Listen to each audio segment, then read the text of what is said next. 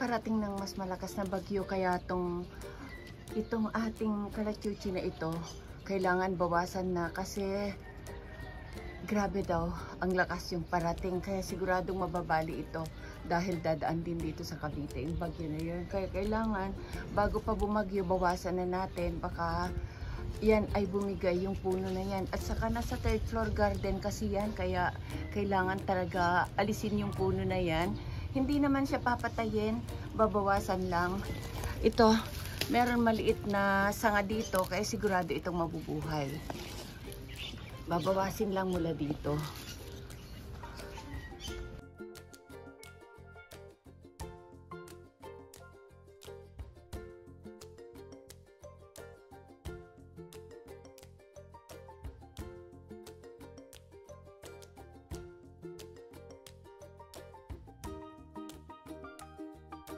Tanggalin muna natin ito.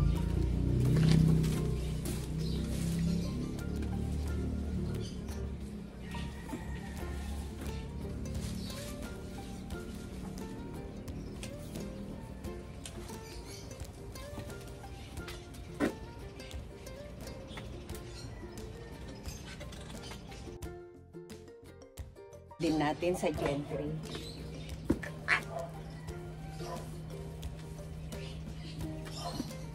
Ito, tatanggalin din natin ito. Ito kasi nakaharang sa daan. Kaya ano natin ito. Nakaharang sa daan. Kaya tanggalin din natin.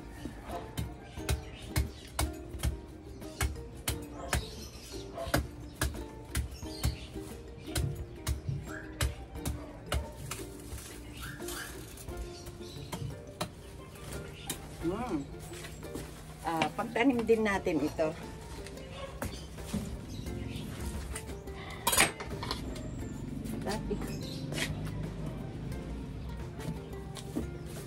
Tanggalin natin itong kuwan na ito. Kasi abala sa pag-alis natin ng kuwan. Abala kasi ito, kaya kailangan natin alisin. Sa totoo lang, nung summer, hirap akong nagkabit niyan kasi hanggang doon yan. Pero ngayon, kailangan natin siyang alisin. Mahirapan tayo ulit. Tutungtong tayo ulit. Ay, siguro pwede na ito. At talian lang muna natin dito.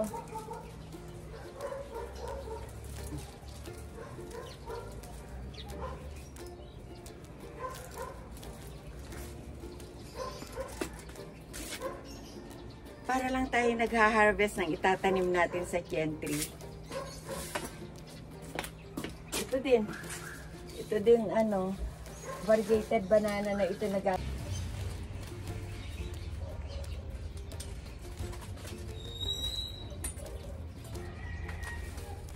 Dami natin inaalis bago makarating sa kalachuchi, no? So ito na tayo.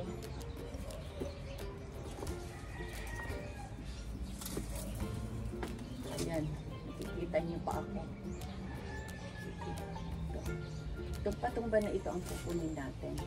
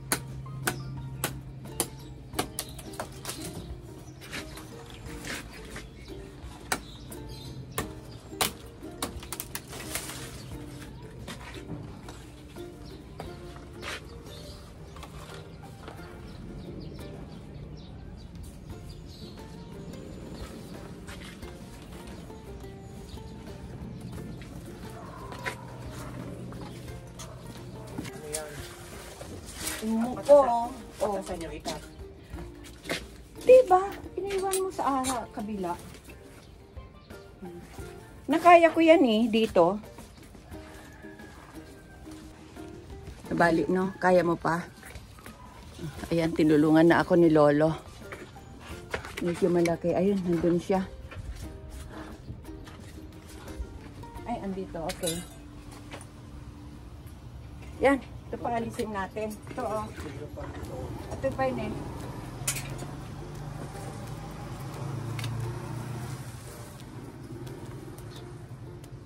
Yan. Tulolo, oh. Kailangan. Kung wala lang pila itong kamay ko. Hindi, lahat akong pangkay ko rin. Ito. Wag. Kababa. Puti yan. Galing yan sa mat building sa UP yan. Ito, ano, tapon. Ito yun. Kawag mo itapon.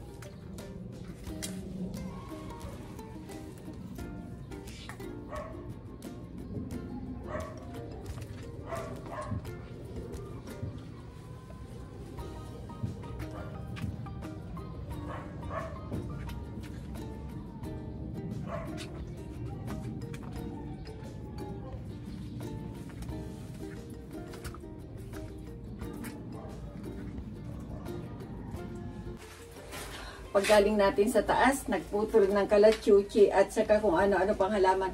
Ito naman ang puputulin natin. Itong Royal Queen, Philodendron at saka itong Prince of Orange. Tignan nyo naman, oh, nandun na siya sa bubong talaga.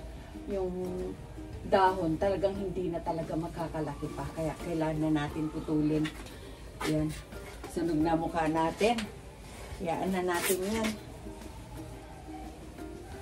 Wag lang umapoy yung pagkasunog sa mukha. Okay na yan. Kahit na iba na yung kulay ng mukha natin. Okay lang yan. Basta masaya tayo. Kaya ayan, putulin na natin to. Ito naman, may polycarbonate polycarbonate naman na bubong. Kaya okay lang siya. Hindi naman tayo mauulanan dito. Ayan. Kaya putulin na natin. Huwag na natin patagalin pa. O tingnan nyo naman, nakatayo tayo sa floor. Andun na siya sa bubong talaga. Kaya kailangan natin i-propagate sila kasi babaguin ko ang arrange nitong aking maliit na terrace garden dito sa paglabas ng kwarto. Kasi ito, kwarto, family room ito. Kaya nabubuksan din itong door na to. Pero hindi na mabuksan dahil ito overgrown na kasi.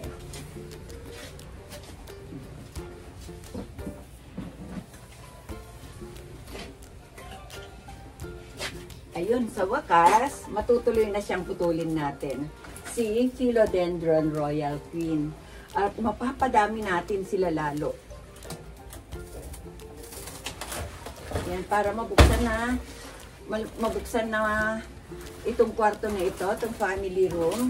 Kasi malapit na naman magpasko. Baka nandito ang ating mga anak sa Pasko. Kaya November pa lang, medyo naghahanda na tayo. Tapos ito, ipopropagate natin syempre. Ayan. Hindi ko na makita yung node niya eh. Kaya tansya-tansya na lang tayo. Sa totoo lang, ito yung mother plant. Madami na. Napadami ko na to. Marami na din akong nabigyan nito. Pero kailangan pa rin natin i-propagate kaysa itapon natin, kawawa naman. Para kung sino yung mga kaibigan natin na wala pa nito, mabigyan natin sila, di ba? At para hindi naman kawawa ito. Ayan, itong top ano niya, itong top cut niya, i-water propagation natin. Lahat naman ito, i-water propagation natin hanggang sa tumubo yung bagong ugat. Yan. Alam niyo ba nung bagong salta sa Pilipinas, itong mga ito ay sobrang selan sila. Kailangan noon talaga layer propagation sila. At napakadali noon mamatay. Napakadali noon, na medyo mahirap sila noon na paramihin kung kailan na bago pa sila. Kaya ito, ngayon madali na lang kahit nga idirekta mo na lang sa lupa. Ayan, hindi ko pala napapakita yung aking ginagawa. Ayan siya, oh. Pinutol-putol ko na. Madaming putol na yung ginawa ko. Ito yung ating tapkat. Tatalian natin yung kanyang dahon. Tapos bawasan din natin, syempre. Ayan. Bawasan naman natin.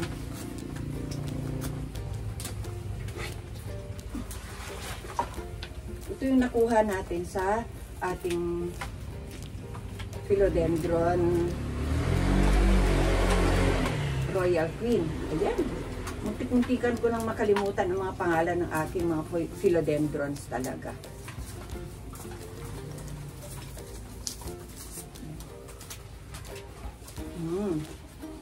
Tapos, meron pa Kasi itong mother plant, iaakyat natin sa taas. Lahat doon, ilalagay na natin yung mga umaakyat. Ayan, bawasan pa natin. Ito pa. Kasi, ayan nagkaroon na siya ng baby dito. Mamaya ipapakita ko sa inyo. May baby na siya agad.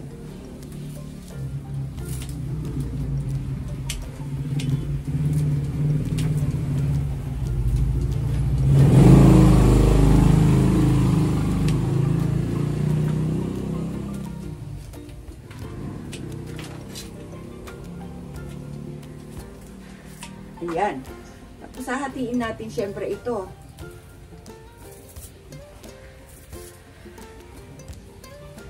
Sa totoo lang, napakadaming notes nito. Madami itong magagawa natin. Kaya lang, huwag na kasi sobrang dami na. Wala na din kasi ako mapaglapagan. Tapos itong mother plant kasi, aakyat ko ito sa taas. O, tignan nyo din itong si Monstera Rhaphidophora tetrasperma. Ayan na. Umakyat na rin hanggang dito.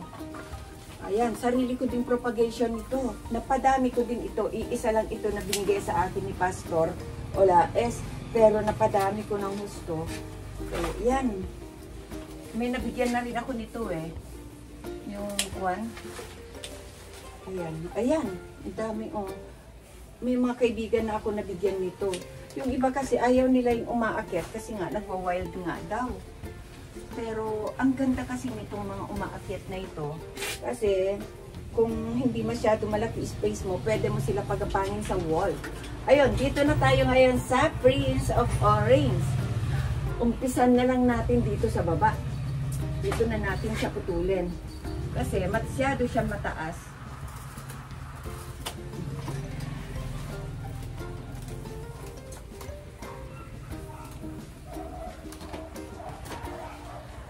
Dinikit na kung saan-saan yung kanyang kanyang ugat.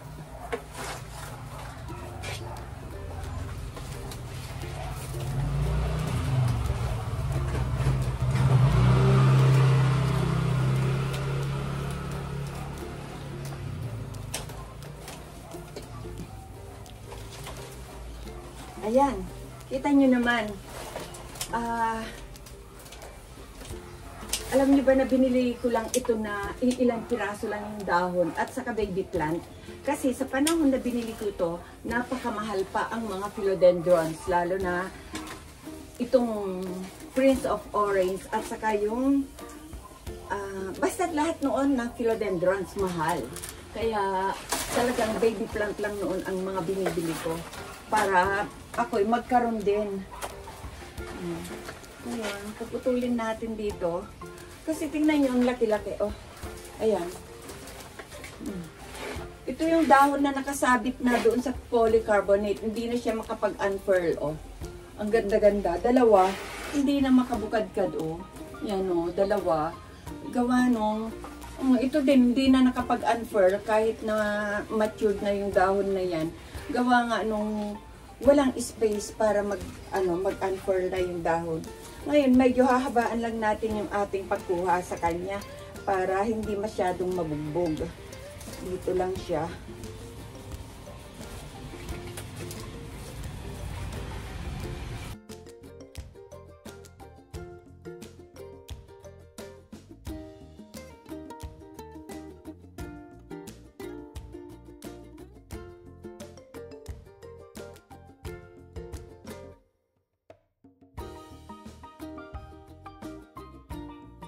Ang dami.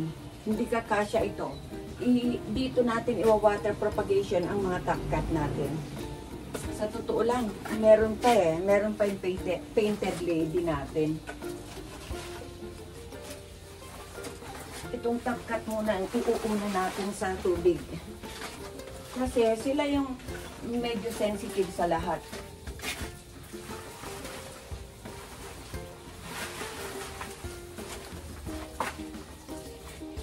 Ito, napakadaling buhayin itong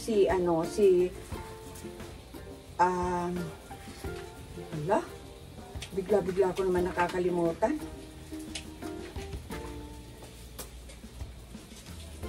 Ito, Royal Queen. Sobrang daling buhayin. Ang dami-dami ko na sa taas nito. Hindi na maawa. Kaya papamigay ko na sa inyo ito kung sino sa inyong malapit sa akin. Kung gusto nyo, kahit na hindi pa siya nabubuhay, pwede nyo kunin sa akin. Pag-post ko nito, pwede kayong mag-message. Yung unang 5 na unang mag-message, siguradong mabibigyan ko yon. Puputol-putulin pa natin yan. Tapos dito, hindi nyo yata ako makikita dito kasi, ayan, ganito kasi kaliit ng space ko. Saan na ba yun? Doon yata. Ayun. Itong painted lady natin. O, tignan nyo naman. Painted lady. Ayan, o. Talagang lumuy-luy na siya din. Lumaylay na siya. Ayan. Ang dami din natin makukuha nito. O. Ang dami din. Ang haba. Almost 1 meter na. Tapos, siyempre, unahin din natin si Tapkat na ibabad. Sigurado ko din na meron ako mabibigyan na 5 dito. Kasi ang dami yung dahon, o.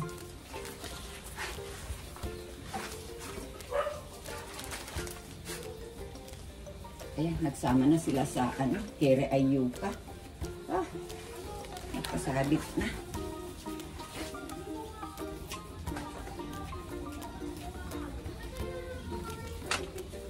Tago muna ako sandali sa camera.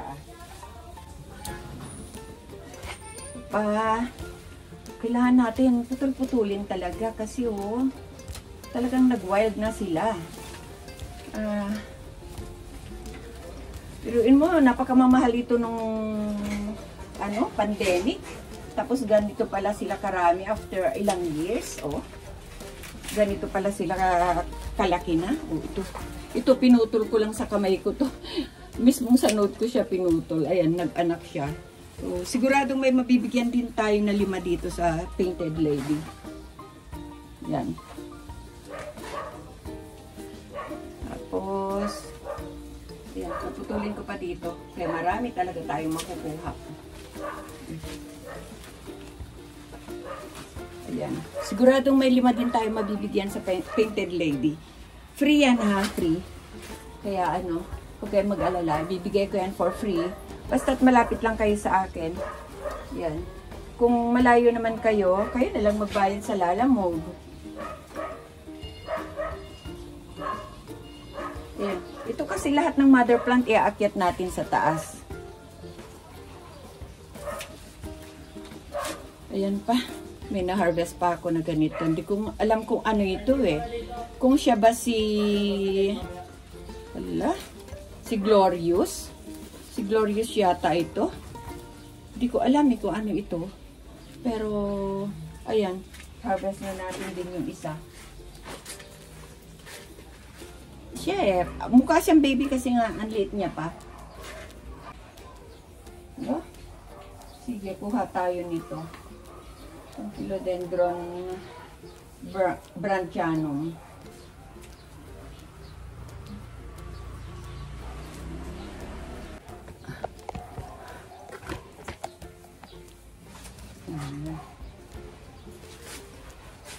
Branchianum. Lagyan natin dito.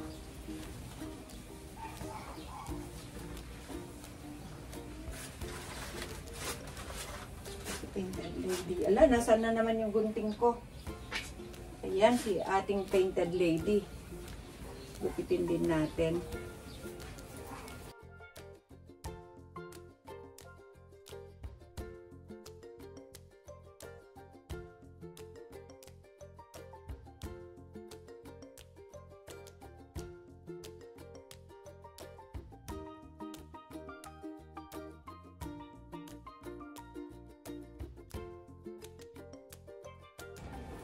Ayun.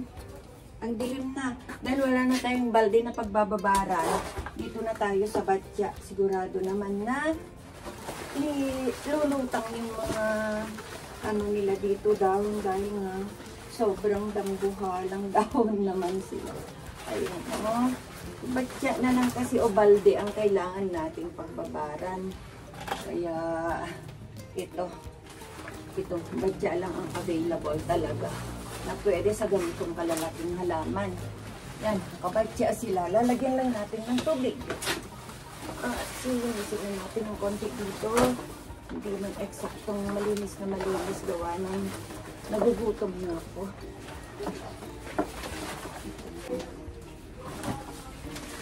Tapos itong mga sobrang mga dahon kailangan natin itapon kasi napabagsak na ito.